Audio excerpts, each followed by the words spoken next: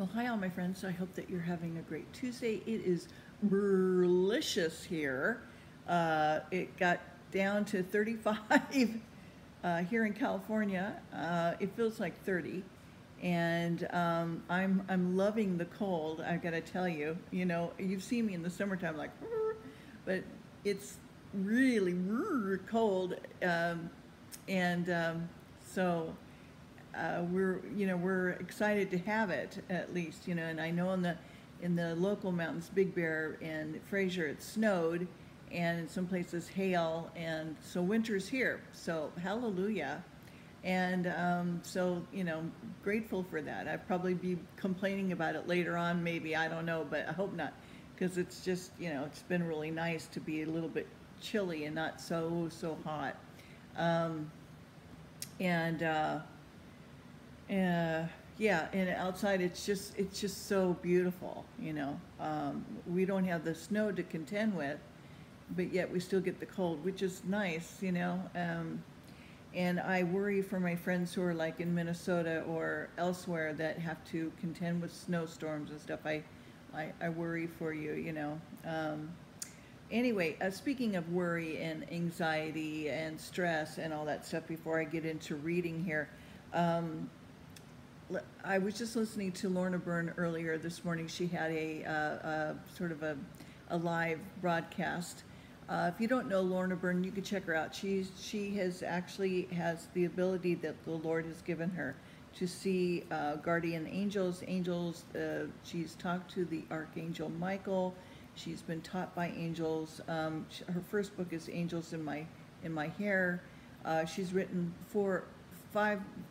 6 books now. I think she's got a new one coming out in May, Prayers from the Heart. I just adore her. I think she's just an angel herself, and we all will be one day, if you so choose.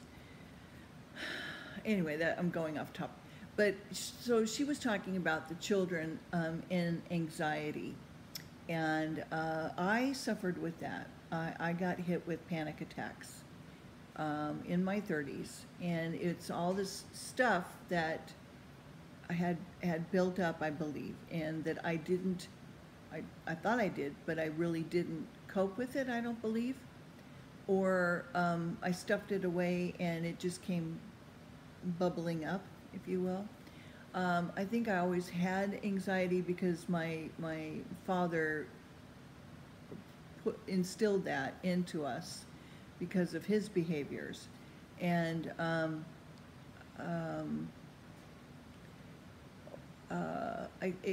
it got to the point where I was hyperventilating. I was on vacation, and make a long story short, when I got home, I was deathly ill. I had to call the paramedics, and I literally lost my mind. I didn't think I could make it. When I had gotten home, I could not function. I had a lot of noise going on in my head. I literally was holed up in the bedroom. I couldn't get out. I couldn't go to work. I couldn't, to save my life, I couldn't drive.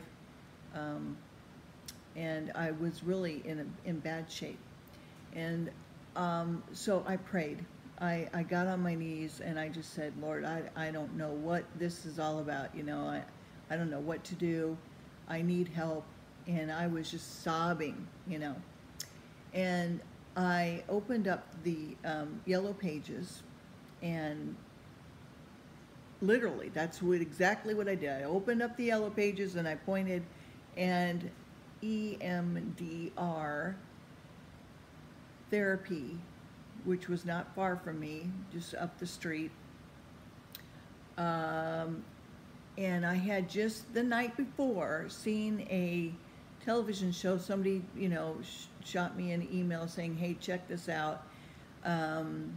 It talked about eye rapid movement, eye movement reprogramming desensitization therapy, okay? And it was started like in 1987. A doctor herself who suffered from panic attacks and anxiety and so forth, was walking through a field of flowers, a meadow, and she was gazing back and forth at all of these flowers, and all of a sudden her anxiety just dissipated. And so she decided to, because of that experience, go into this field, and she's had a lot of success with post-traumatic syndrome and anxieties of all kinds. And in Los Angeles and Westlake, here in Southern California, they have people who know how to do that to help you. It's better than just talk therapy. It's more interactive. So if you have a child that is anxious about going to school because of bullying, or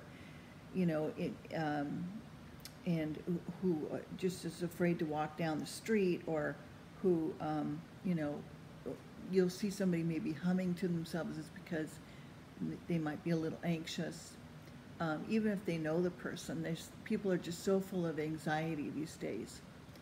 So I would suggest, it worked for me. I'm not going to say that it's going to work for you, but I did pray about it. I prayed before I went into the session.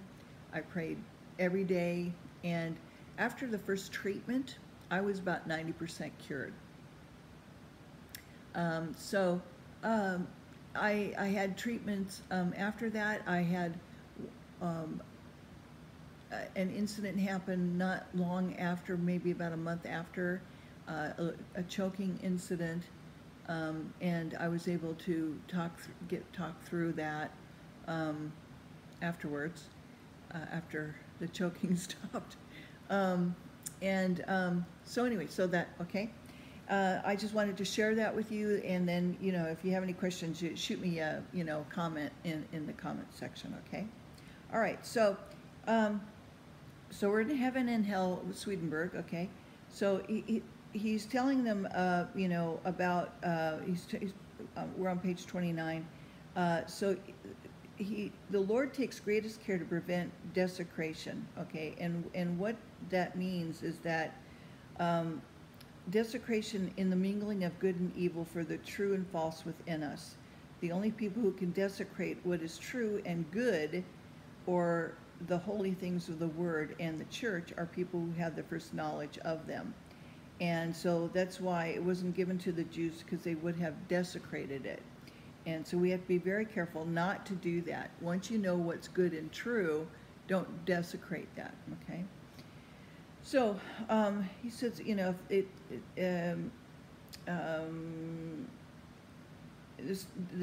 dangers meant by the Lord's words. He has blinded their eyes and hardened their hearts, lest they see with their eyes and understand with their hearts, and turn themselves, that I might heal them. John 12:40.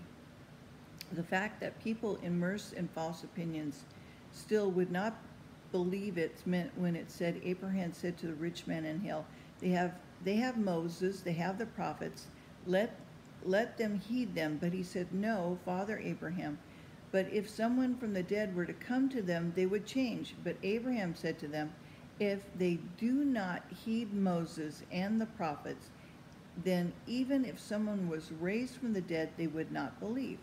Okay? Jesus, raised Lazarus from the dead. Many did believe, but when they heard the story about it, and from people they knew telling them, they still didn't believe, okay? So many didn't.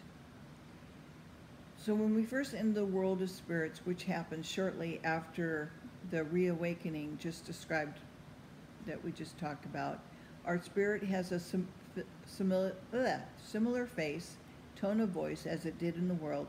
This is because at that point we are in the state of our eternal concerns, with deeper concerns not yet uncovered. This is our initial state after decease. Later, though, our face changes and becomes quite different.